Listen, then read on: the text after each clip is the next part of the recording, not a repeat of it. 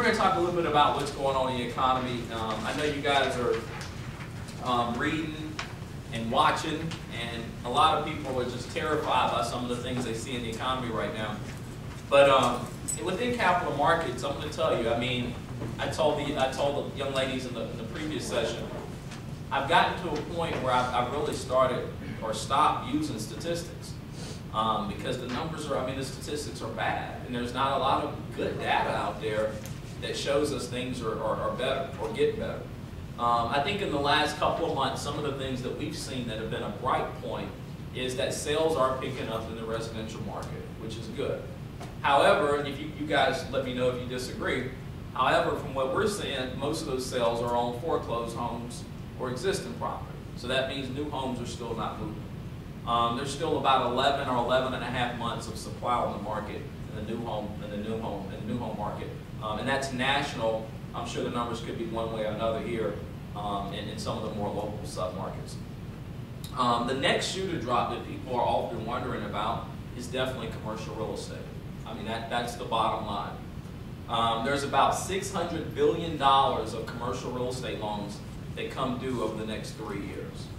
Less than $200 billion of that will come due this year. $91 billion of that is in the CMBS market alone. So about 50% of the loans that come due in the commercial real estate market this year are commercial mortgage-backed securities. Now, most conduits that originated those loans, they don't even exist any longer. They're all gone. Guys like Lehman Brothers and Bear Stearns and the various likes, most of these guys are gone. So there's been there's been a lot of constriction in capacity as far as lenders out there. So what does that mean? That means some deals won't get done this year. As these loans mature, and they've got to pay off those maturity date, those matured loans, some of those deals will not get done. They just cannot get done. All of them can't get done. So there are going to be some foreclosures. There's going to be some things going on in commercial real estate. I think it was about 2 weeks ago, we recorded defaults on CMBS bonds were finally starting to tick up. These aren't delinquencies, these are actual true defaults. These are people that have said, hey, I'm just not going to pay anymore. And I want to say that number has started to get right close to around 2%. And now, to most people you hear 2%, you say that's not a lot. Well, when you keep in mind that that number has always been less than 1% for about the last 10 to 15 years, yeah, I mean, that's something to keep your eyes on. And there will be more of that. In the last few years, some of the loans that got written on the commercial side were very aggressive. I mean, I know personally I did a loan that was 10 years interest only. So that means that person's not amortizing the actual principal at all. I mean, they're just paying the interest. And it's a very tight interest rate. I mean, I think they had like a 5% rate because of where markets were then. Now, will that loan pencil out when they get ready to refinance it? It may not. It may not, because it was so aggressively underwritten in back when things were really good. So I do think commercial real estate is something that we all should keep our eyes on, and that you will start to see much more softness there. The other thing to think about with commercial real estate, the biggest thing that's impacting commercial real estate right now is the unemployment. And you know, you can look back to just about any period in history, and it will show you that once that horse gets out the barn, she's a tough one to get back in. I mean, once unemployment starts ripping away like it is right now, it's very hard to get in there and get companies to stop firing people. And it's not something that you can solve through legislation or even governmental policy. You can't just stop private companies from firing people. I mean, based on them thinking that they need to prepare for a greater downturn. So right now, unemployment is somewhere just over 8%. You know, I did a presentation 2 or 3 months ago where I told them I thought unemployment would get to 10%. Latest statistics are showing it could get to 11%. So those numbers are actually deteriorating a little bit. Now, the 8% number is actually a little misleading when you hear that in the media, because that only includes the people that are actively still looking for a job, okay? It doesn't include the people that were looking for a job and have said, now I'm just going to give up looking for a job, I've just given up. It doesn't include those numbers. Now, the real number, if you really want to know what unemployment is, really, it's about 15%. I mean, when you start to factor in all the people that were looking for jobs and no longer are even looking for jobs, you're really talking about a 15% unemployment rate right now. In North Carolina, the unemployment rate is around 11% already. So we're already outpacing the nation. And that is a little worrisome here in North Carolina, especially given the fact we had just went through sort of a downturn prior to things getting better, and now we're sort of back into a downturn again. So, like I said, when you start to look at some of those statistics, things are definitely not rosy. I mean, and it doesn't give you any kind of a good feeling.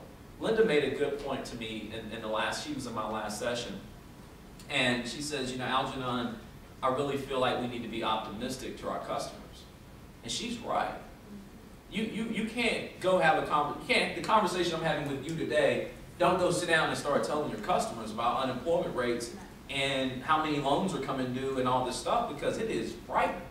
It is absolutely frightening when you think about it. And I do believe that we will make it through this.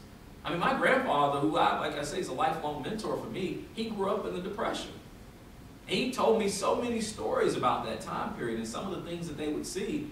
And he more than reassured me that we have not even begun to see what they saw back in the 1930s. Now, the only worrisome thing to me when you compare this time to the Depression is that a lot of the trends are identical. I mean, you know, you're not going to walk outside of the High Point Hotel, or is it Hotel High Point? Hotel High Point? Yeah. You're not going to walk outside of Hotel High Point, and you don't see bread lines around the corner like you would have saw in the 30s.